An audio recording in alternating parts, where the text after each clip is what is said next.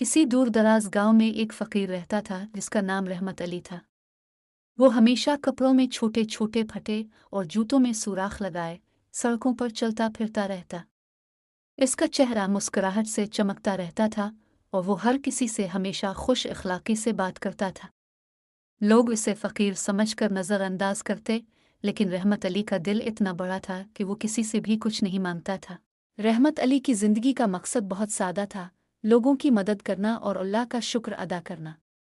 इसके पास कुछ भी नहीं था, लेकिन इसकी ज़िंदगी में एक ख़ास सुकून था। वो अपनी रोज़मर्रा की ज़रूरियात के लिए सड़कों पर सदका मांगता, लेकिन कभी किसी से ज़्यादा नहीं लेता था।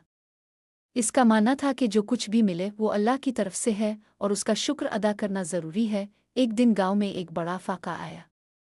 फसलों की कमी की वजह से लोगों को खाने के लिए कुछ नहीं मिल रहा था। लोग परेशान थे और अपनी हालत पर गमगीन थे। रहमत अली ने यह मंजर देखा तो वो फौरन अपने छोटे से बस्ते में से कुछ रोटियां निकालकर लोगों में बांटने लगा। लोग हैरान थे कि एक फ़कीर जिसके पास खुद खाने के लिए कुछ नहीं, वो कैसे दूसरों को मदद दे रहा है। एक दिन गांव के एक बड़े ज़मींदार ने रहमत अली को देखा और उसकी मदद करने का इरादा किया। वो इसके पास आया और कहा, तुम्हारे पास कुछ भी नहीं, फिर भी तुम दूसरों की मदद करते हो।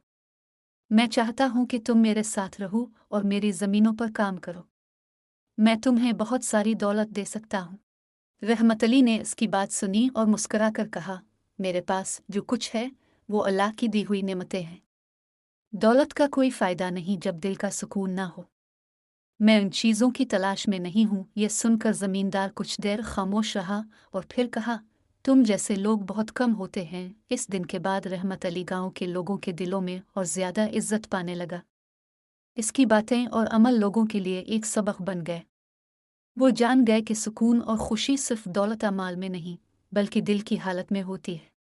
रहमत अली की कहानी लोगों के दिलों में इस बात का पैगाम छोड़ गई कि सच्ची खुशी इंसान के दिल में होती है और जो दूसरों की मदद करता है वही हकीकी दौलत का मालिक होता है। रहमत अली की ज़िंदगी सादगी और मोहब्बत की अक्कासी करती थी और उसकी कहानी आज भी लोगों को ये सिखाती है कि दुनिया की तमाम चीज़ों से बढ़कर इंसान का दिल साफ और खालिस होना चाहिए।